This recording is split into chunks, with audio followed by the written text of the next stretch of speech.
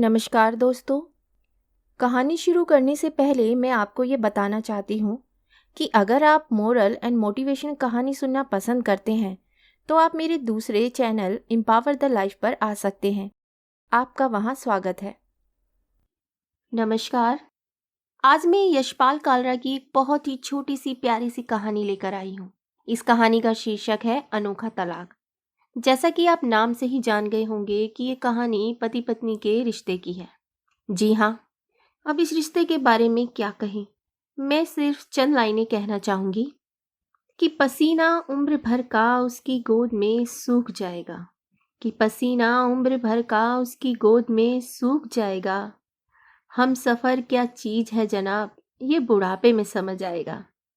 तो आइए सुनते हैं एक प्यारी सी कहानी, अनोखा तलाक। हुआ यूं कि पति ने पत्नी को किसी बात पर 3 थप्पड़ जड़ दिए। पत्नी ने इसके जवाब में अपना सैंडल पति की तरफ फेंका। सैंडल का एक सिरा पति के सिर को छूता हुआ निकल गया। मामला रफा दफा हो भी जाता, लेकिन पति ने इसे अपनी तौहीन समझी। रिश्तेदारों ने मामला और पेचीदा बना दिया। न सिर्फ पेचीदा बल्कि संगीन। सब रिश्तेदारों ने इसे खानदान की नाक कटना कहा। यह भी कहा कि पति को सैंडल मारने वाली औरत न वफादार होती है न पतिव्रता। इसे घर में रखना अपने शरीर में मियादी बुखार पालते रहना जैसा है। कुछ रिश्तेदारों ने यह भी पश्चाताप जाहिर किया कि ऐसी औरतों का भ्रूण ही समाप्त कर देना चाहिए। बुरी बातें चक्रवती ब्याज की तरह बढ़ती हैं, सो दोनों तरफ खूब आरोप उछाले गए। ऐसा लगता था जैसे दोनों पक्षों के लोग आरोपों का वॉलीबॉल खेल रहे हैं। लड़के ने लड़की के बारे में और लड़की ने लड़के के बारे में कई असुविधाजनक बातें कही। मुकदमा दर्ज कराया गया। पति ने पत्नी की चरित्रहीनता का तो पत्नी ने दहेज उत्पीड़न का मामला दर्ज कराया। 6 साल तक शादीशुदा जीवन बिताने और एक बच्ची के माता पिता होने के बाद आज दोनों में तलाक हो गया। पति पत्नी के हाथ में तलाक के कागजों की प्रति थी। दोनों चुप थे, दोनों शांत, दोनों निर्विकार। मुकदमा 2 साल तक चला था। 2 साल से पत्नी अलग रह रही थी और पति अलग। मुकदमे की सुनवाई पर दोनों को आना होता। दोनों एक दूसरे को देखते जैसे चकमक पत्थर आपस में रगड़ खा गए हों। दोनों गुस्से में होते। दोनों में बदले की भावना का आवेश होता। दोनों के साथ रिश्तेदार होते जिनकी हमदर्दियों में जरा जरा विस्फोट पदार्थ भी छुपा होता। लेकिन कुछ महीने पहले जब पति पत्नी कोर्ट में दाखिल होते तो एक दूसरे को देखकर मुंह फेर लेते, जैसे जानबूझकर एक दूसरे की उपेक्षा कर रहे हों। वकील और रिश्तेदार दोनों के साथ होते। दोनों को अच्छा खासा सबक सिखाया जाता कि उन्हें क्या कहना है। दोनों वही कहते। कई बार दोनों के वक्तव्य बदलने लगते, वो फिर संभल जाते। अंत में वही हुआ जो सब चाहते थे, यानी तलाक। पहले रिश्तेदारों की फौज साथ होती थी, आज थोड़े से रिश्तेदार थे। दोनों तरफ के रिश्तेदार खुश थे, वकील खुश थे, माता पिता भी खुश थे।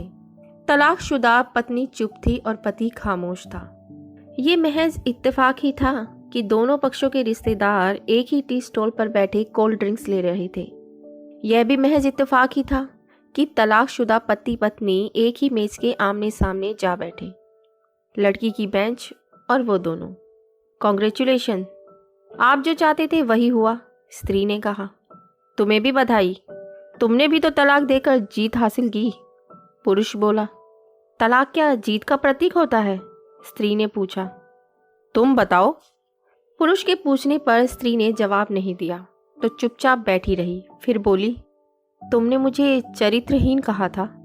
अच्छा हुआ अब तुम्हारा चरित्रहीन स्त्री से पीछा छूटा। वो मेरी गलती थी, मुझे ऐसा नहीं करना चाहिए था, पुरुष बोला। मैंने बहुत मानसिक तनाव झेला है। स्त्री की आवाज़ सपाट थी, न दुख न गुस्सा। जानता हूँ। पुरुष इसी हथियार से स्त्री पर वार करता है जो स्त्री के मन और आत्मा को लहूलुहान कर देता है। तुम बहुत उज्जवल हो। मुझे तुम्हारे बारे में ऐसी गंदी बातें नहीं करनी चाहिए थी। मुझे बेहद अफसोस है, पुरुष ने कहा। स्त्री चुप रही। उसने एक बार पुरुष को देखा। कुछ पल चुप रहने के बाद पुरुष ने गहरी सांस ली और कहा, तुमने भी तो मुझे दहेज का लोभी कहा था। गलत कहा था। पुरुष की ओर देखती हुई स्त्री बोली। कुछ देर चुप रही, फिर बोली, मैं कोई और आरोप लगाती, लेकिन मैं प्लास्टिक के कप में चाय आ गई। स्त्री ने चाय उठाई। चाय जरा सी छलकी। गरम चाय स्त्री के हाथ पर गिरी। की आवाज़ निकली।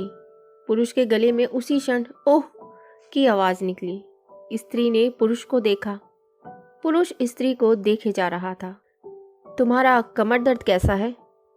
ऐसा ही है, कभी वॉवरॉन तो कभी कॉम्बीफ्लेम। स्त्री ने बात खत्म करनी चाही। तुम एक्सरसाइज भी तो नहीं करती, पुरुष ने कहा तो स्त्री फीकी हंसी हंस दी। तुम्हारे अस्थमा की क्या कंडीशन है? फिर अटैक तो नहीं पड़े? स्त्री ने पूछा। अस्थमा? डॉक्टर सूरी ने स्ट्रेन मेंटल स्ट्रेस कम करने को कहा है, पुरुष ने जानकारी दी। स्त्री ने पुरुष को देखा, देखती रही एकटक, जैसे पुरुष के चेहरे पर छपे तनाव को पढ़ रही हो। इनहेलर तो लेते रहते हो ना? स्त्री ने पुरुष के चेहरे से नजरें हटाई और पूछा। हाँ, लेता रहता हूँ, आज लाना याद नहीं रहा, पुरुष ने कहा। तभी आज तुम्हारी सांस उखड़ी उखड़ी सी है, स्त्री ने हमदर्द लहजे में कहा। हाँ, कुछ इस वजह से और कुछ, पुरुष कहते कहते रुक गया। और कुछ तनाव के कारण, स्त्री ने बात पूरी की। पुरुष कुछ सोचता रहा, फिर बोला। तुम्हें 4 लाख रुपए देने हैं और 6,000 रुपये महीना भी। हाँ फिर? स्त्री ने पूछा। वसुंधरा में फ्लैट है, तुम्हें तो पता है, मैं उसे तुम्हारे नाम कर देता हूँ। 4 लाख रुपए फिलहाल मेरे पास नहीं है, पुरुष ने अपने मन की बात कही। वसुंधरा वाले फ्लैट की कीमत तो 20 लाख रुपए होगी, मुझे सिर्फ 4 लाख रुपए चाहिए, स्त्री ने स्पष्ट किया। बिटिया बड़ी होगी, 100 खर्च होते हैं, पुरुष ने कहा। वो तुम 6,000 रुपये महीना मुझे देते रहोगे? स्त्री बोली। हाँ जरूर दूंगा। 4 लाख अगर तुम्हारे पास नहीं है तो मुझे मत देना, स्त्री ने कहा। उसके स्वर में पुराने संबंधों की गर्द थी। पुरुष उसका चेहरा देखता रहा। कितनी सहृदय और कितनी सुंदर लग रही थी सामने बैठी स्त्री, जो कभी उसकी पत्नी हुआ करती थी। स्त्री पुरुष को देख रही थी और सोच रही थी, कितना सरल स्वभाव का है ये पुरुष, जो कभी उसका पति हुआ करता था, कितना प्यार करता था उससे। एक बार हरिद्वार में जब वह गंगा में स्नान कर रही थी तो उसके हाथ से जंजीर छूट गई। फिर पागलों की तरह वह बचाने चला गया था। उसे खुद तैरना नहीं आता था, फिर भी मुझे बचाने की कोशिश करता रहा था। कितना अच्छा है, मैं ही खोट निकालती रही। पुरुष एकटक स्त्री को देख रहा था और सोच रहा था, कितना ध्यान रखती थी। स्टीम के लिए पानी उबाल कर जग में डाल देती, उसके लिए हमेशा इनहेलर खरीद कर लाती।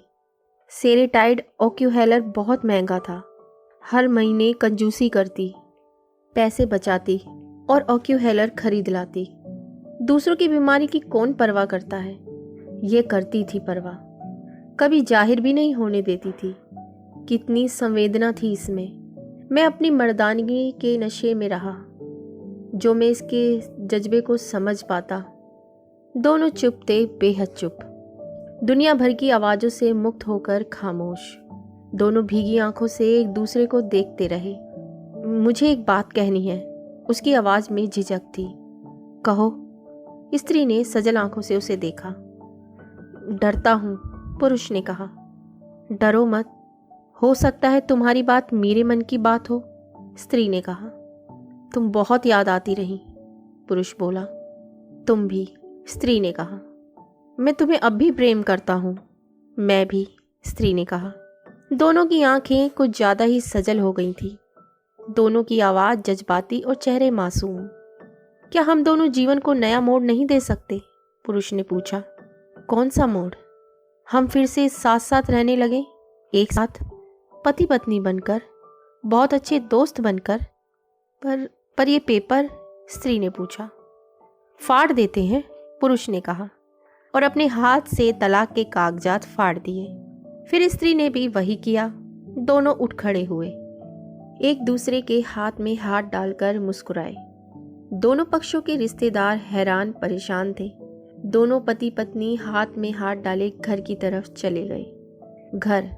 घर जो सिर्फ और सिर्फ पति पत्नी का था। तो आप सुन रहे थे कहानी अनोखा तलाक। दोस्तों, जिंदगी में बहुत से उतार चढ़ाव आते हैं और आएंगे, पर हमें कभी उसे अपने अहम का हिस्सा नहीं बनने देना। थोड़ा आप झुकें, थोड़ा वो झुकें, पर रुके नहीं, क्योंकि जिंदगी चलते रहने का नाम है, रुकने का नहीं। तो इसी के साथ मैं आपसे विदा लेती हूँ और कल फिर मिलती हूँ एक नई कहानी के साथ। तब तक के लिए अलविदा।